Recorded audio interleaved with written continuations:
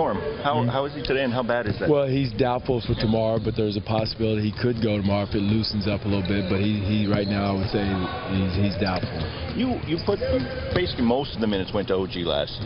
Was that would that have been your first choice, or was that in game? This was the best scenario. Well, in game that was the best scenario, and the young man's been playing well defensively, offensively. He's making right reads, right cuts, good cuts. He had one cutout that got three ball for Kyle in the corner that night, but without him reading the situation and cutting out to create space, you know, it would have been a crowded situation over. So his awareness, his reading of situations has been really, really good. So he's growing.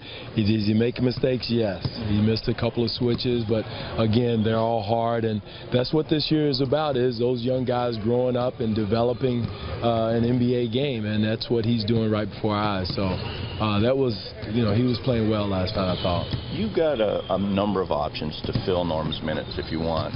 And I keep coming back, is OG the #1 option at this point? We'll see. I don't know. You know, again, it depends on the game, the matchups. There's a lot of it. We'll see. Dwane, you've developed, like you've played enough guys that Mike said you have options. And how much does that help when you get a guy like Norm back, that everybody's had to play a little bit and develop a little bit? Well, again, guys have increased. Now, you know, Pascal's getting to the point where he can play some perimeter. Alfonso's into a place now where he come from a D-League, but he was playing well before he went down. So, you know, there's a number of options that can play that position, especially defensively.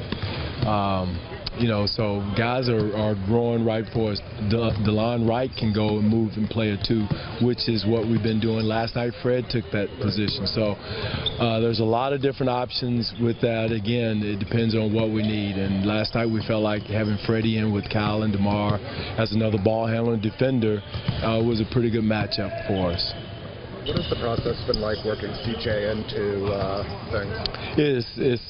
It's a good problem, good process, because he can shoot the ball. Yeah. He's a natural shooter. He wakes up shooting the basketball, and he's smart.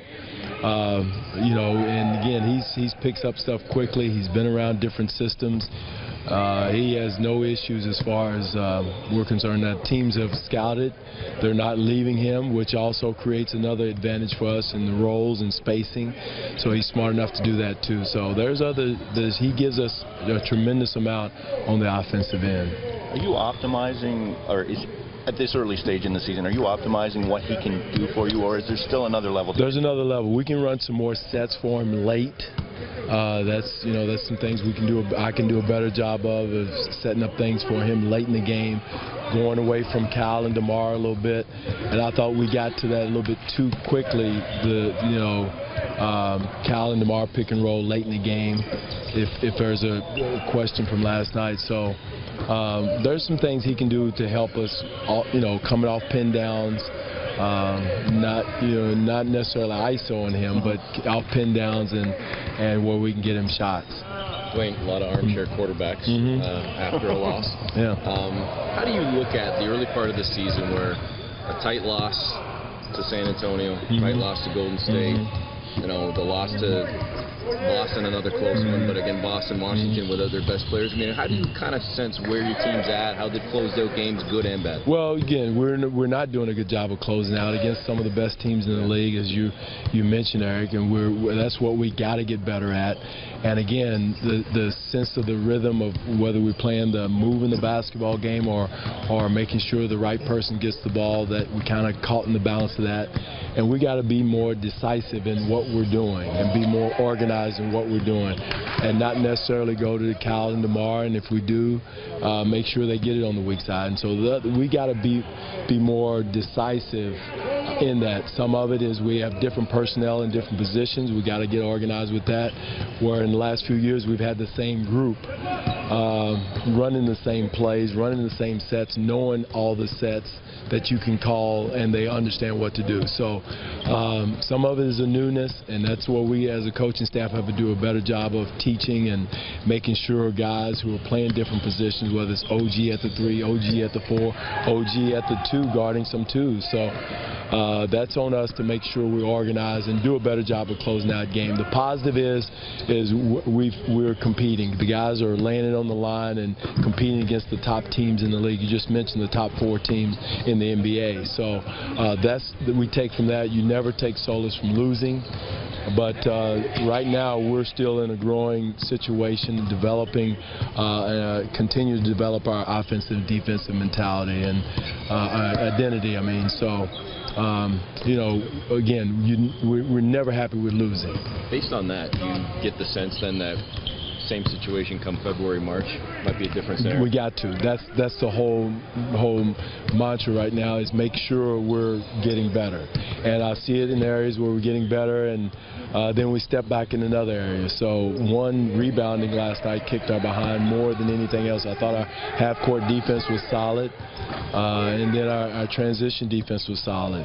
But then the rebounding was. So we got to make sure we get consistent in those areas, the things we can control. Those are things we can control as much as anything else. Getting a body on someone and making sure we're doing that, and getting the whole package together. Like OG will probably have some time on James Harden tomorrow. He's obviously one of the trickier guys at drawing fouls. Are you guessing, or you know that for sure? I'm guessing, a pure hypothesis on my part. Watch the hypothesis part. Do you have him watch like video, or is it up to the individual defender when? So what we usually do is give guys videos or watch videos. Each coach has 2 or 3 players they watch video with before a game, after a game, and show him what guys do and don't do. And again, whoever guards him, whether it's OG or Kyle or whoever it is, has a job, and they got to show their hands and not let him reach through. The officials are not calling that as much, but we got to understand what Harden likes to do, and not only Harden, they've got a whole number of guys that have it going right now, and we got to understand what each guy is trying to do individually. They're a different animal even from last year. I mean, they were tough last year, and then with their additions, you're going. They're full of three-point shooters, three-point makers. And it's not just shooting it; they're making it. And what's hidden with that is their defense. And that's where they've improved defensively. They're getting numbers off their stops and then getting in the open court, and that's what makes them even more lethal. Because now you don't know where James Harden is, you don't know where their other players are. So you got to make sure we take care of the basketball, and that was another one of our Achilles heel last night. It was, soft passes in the first quarter, and so we got to make sure we're taking care of the basketball and giving ourselves a chance in the half-court defense, which we were one of the top teams in the league once we get to the half court. But we got to get to that part.